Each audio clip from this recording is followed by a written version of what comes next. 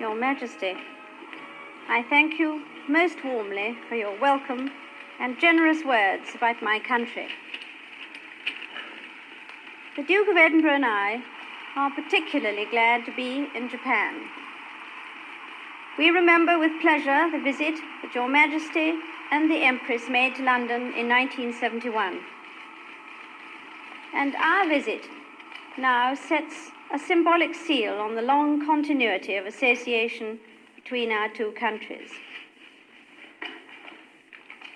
The first British seafarers and traders who came to Japan in the time of Queen Elizabeth I found much to wonder at and admire in your civilization.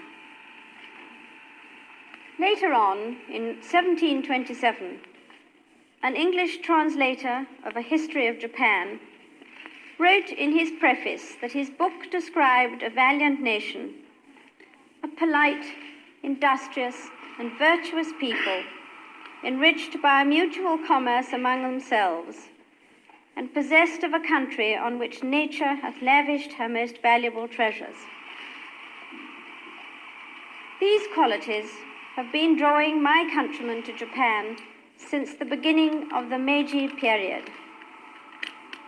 First came businessmen who watched and sometimes helped the remarkable process of Japan's peaceful transformation into a modern industrialized society. Next came teachers and doctors, engineers and naval instructors, diplomats and scholars, potters and poets. All left here a piece of their hearts.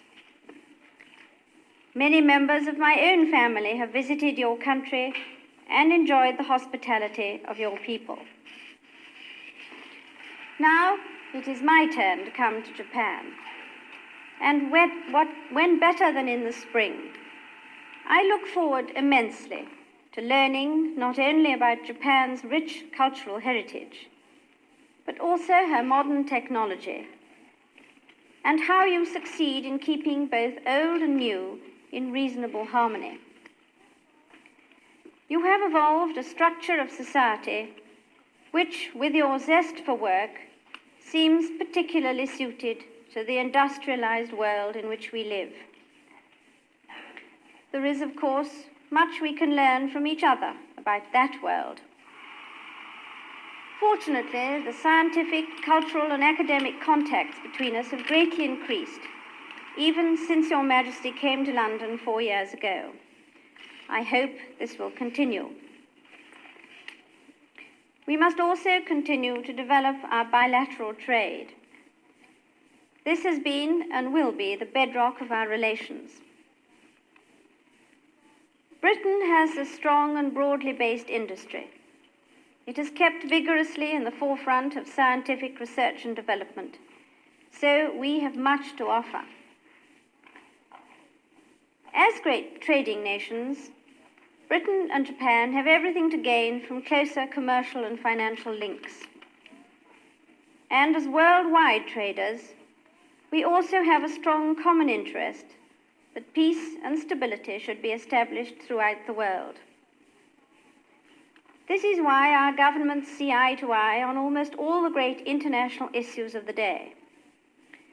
My government deeply values the close contacts that have developed, bilaterally and in the international arena, in recent years.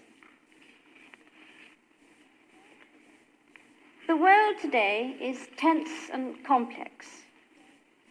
Peace itself does not solve the problems of poverty and the deprived, of the generation gap, of the violent spread of frustrated hopes. These and similar problems are formidable, and the developed nations must stand together to confront and solve them. If the efforts of our two countries are combined, our contribution will be all the greater. As people, we share many attributes: our technical skills, our curiosity about new knowledge, our respect for tradition, even our love for gardens and our predilection for driving on the left. But perhaps we share in particular a temperament which may be hesitant to show affection, but which has a capacity for deep feeling.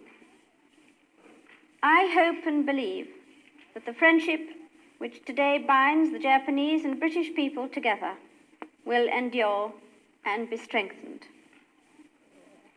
I ask you now to rise and to drink the health of His Majesty, of the Empress, of other members of the imperial family, and of the country and people of Japan.